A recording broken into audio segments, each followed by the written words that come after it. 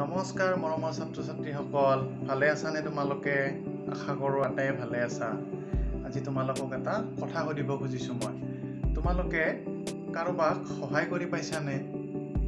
সহায় মানে কিবা কিবি সৰু সুৰা কামত ইজন মানুহক এনেকৈ সৰু সুৰা সহায় কৰি পাইছানে তোমালোকে? নিশ্চয় পাইছা। কোনোবা বেলেগক নহ'লেও মা দেউতাকতো সৰু সুৰা কামত নিশ্চয় কিছু সহায় কৰি পাইছা তোমালোকে।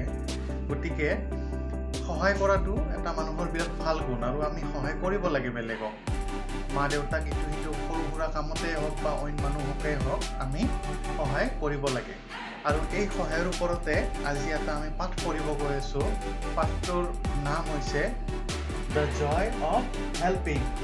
আহাচোন আমি পাঠটো চাওঁ কি আছে ইয়াত।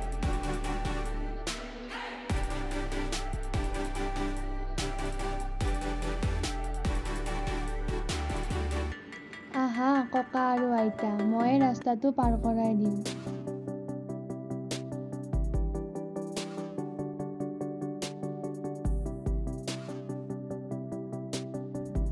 তোমালোকে চিন্তা নকৰিবা, হাতীটো আমি যিকোনো প্ৰকাৰে উদ্ধাৰ কৰিম।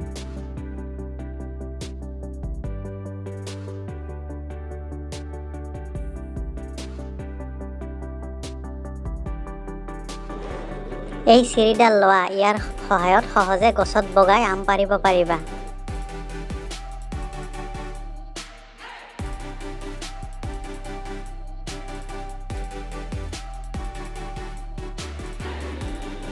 আহা মোৰ ছাতিৰ তলতে।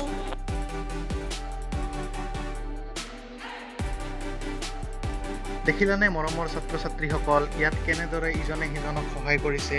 গতিকে এনেদৰে আমি ইজনে সিজনক সহায় কৰিব লাগে। আহাচোন মৰমৰ ছাত্ৰ ছাত্ৰীসকল, পাঠটো লুটিয়াই এতিয়া সেই পিঠিলৈ যাওঁ। তাত এটা ধুনীয়া গল্প আমাৰ বাবে ৰৈ আছে। মৰমৰ ছাত্ৰ ছাত্ৰীসকল, প্ৰথমতে আমি পাঠটোৰ নামটো চাই লওঁ আহাচোন এবাৰ। The joy of helping. ইয়াৰ অৰ্থ হৈছে সহায় কৰাৰ আনন্দ। হেল্পিং মানে হৈছে সহায় কৰাৰ যিটো প্ৰক্ৰিয়া, এইটো জয় মানে হৈছে আনন্দ। সহায় কৰি যি আমি আনন্দ পোৱা যায় তাকে কোৱা হৈছে ইয়াত দ্য জয় অফ হেল্পিং। আমি এতিয়া অলপ পাঠটো পঢ়িবলৈ চেষ্টা কৰিম। The school bell rings. প্ৰথম লাইনটো চাবা। Ranju, Nita and Gita rush to school. দেখিছা চাগে? They were getting late. The morning assembly was about to begin. Somehow they managed to join the assembly. মই এইখিনি পঢ়াই দিছোঁ তোমালোকক এইমাত্ৰ। ইয়াত কি কোৱা হৈছে যে স্কুল বেলটোৱে বাজি উঠিছে। ৰাজু, নীতা আৰু গীতা দৌৰি পেলাই স্কুল সোমাই গৈছে।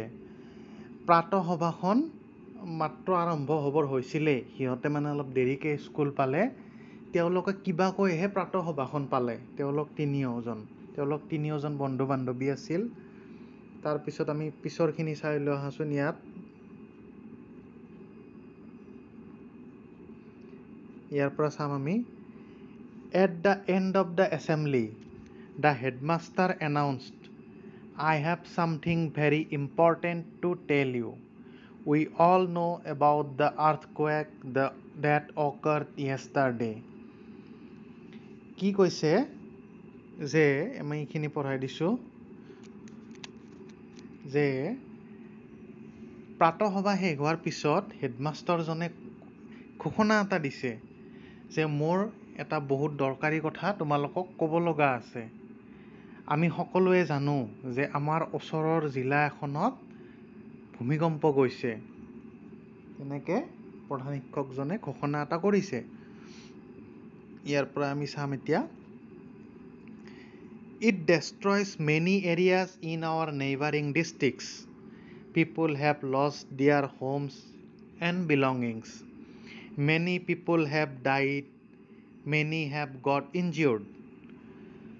গতিকে কি কৈছে ইয়াতে? হেডমাষ্টাৰে ঘোষণাটো কৰিয়ে আছে। তেওঁ কৈছে যে ওচৰৰ জিলাখনত যিটো ভূমিকম্প আহিছিল তাত বহুত ধ্বংসলীলা গৈছে ভূমিকম্পৰ বাবে। বহুত মানুহবিলাকে কি কৰিছে, সিহঁতৰ ঘৰ বা এনেকুৱা যিবিলাক দৰকাৰী বস্তু আছিল সেইবিলাক হেৰুৱাইছে। ঘৰ ধন সম্পত্তি এইবিলাক হেৰুৱাইছে, বহুত মানুহ ঢুকাইছে আৰু বহুত মানুহ আঘাতপ্ৰাপ্ত হৈছে। গতিকে তাৰপিছত ঘোষণাটো কৰি গৈছে, so we must help these people. গতিকে আমি এই মানুহখিনিক সহায় কৰিব লাগে। Please contribute whatever is possible for you. You can give food items, fresh or dry, water bottles, clothes, money, etc. গতিকে আমি কি কৰিব লাগে? আমি যিখিনি পাৰোঁ আমাৰ ফালৰ পৰা সহায় সহযোগিতা আগবঢ়াব লাগে আমাৰ নিজৰ সামৰ্থ্য অনুযায়ী। আমি বিভিন্ন বস্তু দিব পাৰোঁ বা তোমালোকে দিব পাৰা। আমি খোৱা বস্তু দিব পাৰোঁ, শুকান খোৱা বস্তু হওক বা কেঁচা কিবা খোৱা বস্তু হওক। পানীৰ বটল দিব পাৰোঁ, কাপোৰ কানি দিব পাৰোঁ, মানি মানে পইচা দিব পাৰোঁ। তাৰপিছত এনেকৈ বিভিন্ন ধৰণৰ বস্তু দিব পাৰোঁ। তাৰপিছত কি কৈছে চোৱা ইয়াৰ পৰা, tomorrow after morning assembly we will collect your contributions and a team of teachers and students representing our school will go to the affected area and distribute these items among the earthquake victims. মৰমৰ ছাত্ৰ ছাত্ৰীসকল, ইয়াত তেখেতে কৈছে যে কাইলৈ আমি প্ৰাতঃসভাৰ পিছত তোমালোকে যিবিলাক বস্তু মানে দিব আনিছা সেইবিলাক আমি লৈ পেলাই আমি শিক্ষক আৰু ছাত্ৰ ছাত্ৰীৰ এটা দল আমাৰ স্কুলৰ ফালৰ পৰা সেই অঞ্চললৈ যাব য'ত ভূমিকম্প হৈছে, আৰু তাত তোমালোকে আনা গোটেইবিলাক সামগ্ৰী সেই লোকসকলক, যিসকল লোক বিপদত আছে বৰ্তমান, তেওঁলোকক ভগাই দিয়া হ'ব। সেইখিনি কৈয়ে হেডমাষ্টাৰ যিজন আছিল প্ৰধান শিক্ষক তেখেতে বক্তব্য সামৰিলে। তাৰপিছত চোৱাচোন ইয়াত কি আছে, ডিউৰিং দ্য লাঞ্চ ব্ৰেক, মই এইখিনি তোমালোকক কৈছোঁ, এইখিনি চাবা। During the lunch break Nita, Gita আৰু Raju discussed what they would contribute.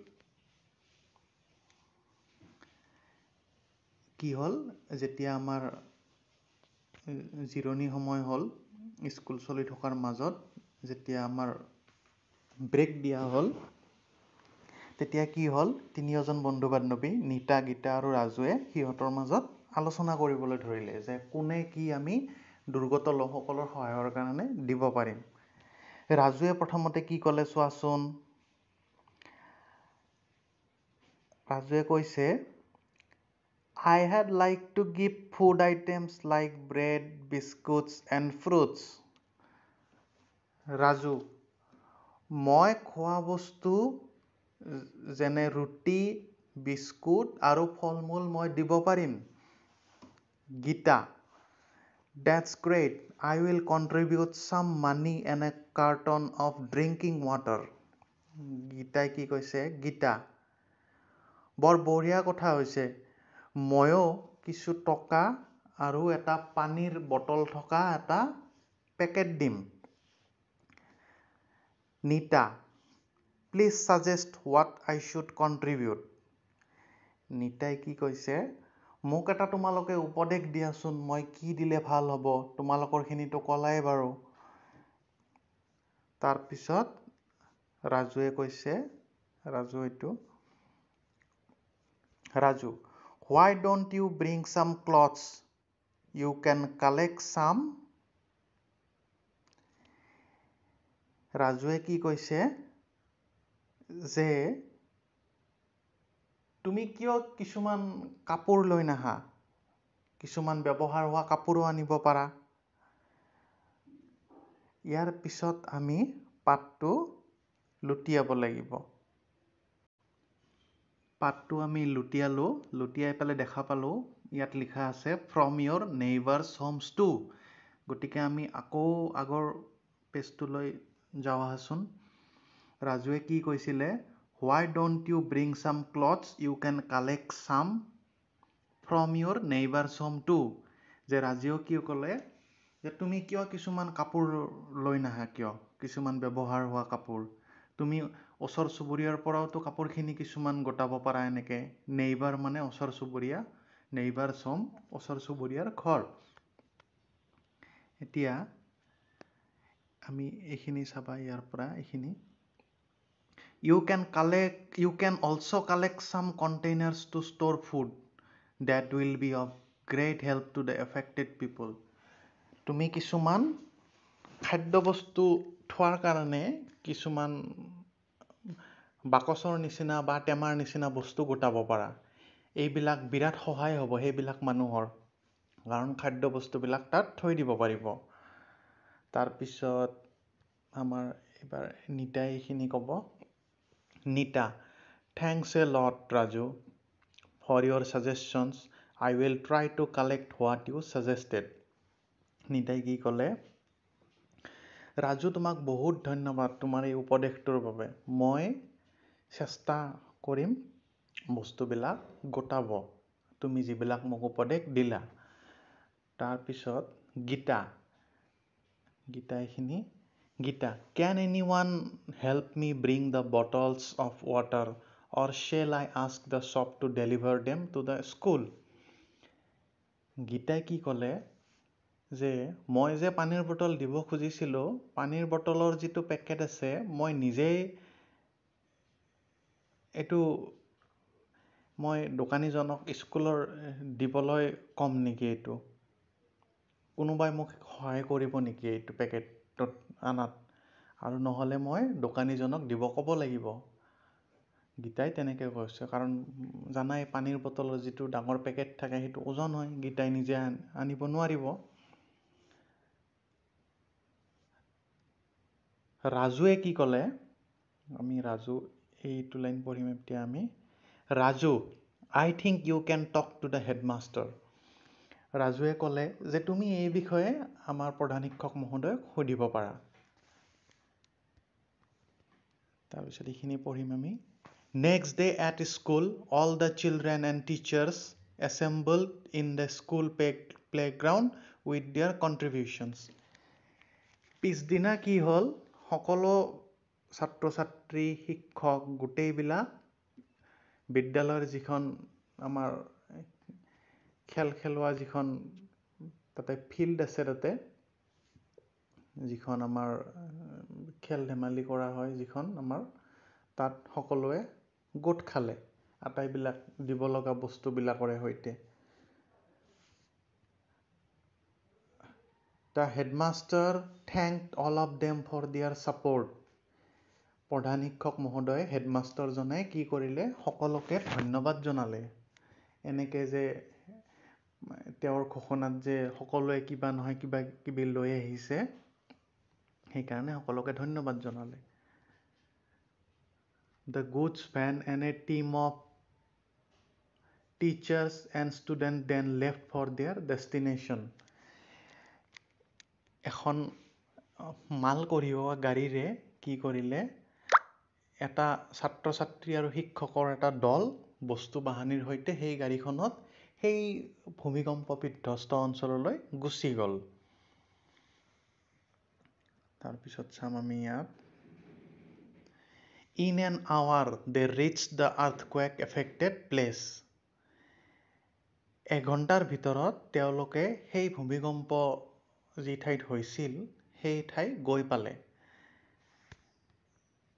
এইখিনি চাম They were very sad at the plight and misery of the people there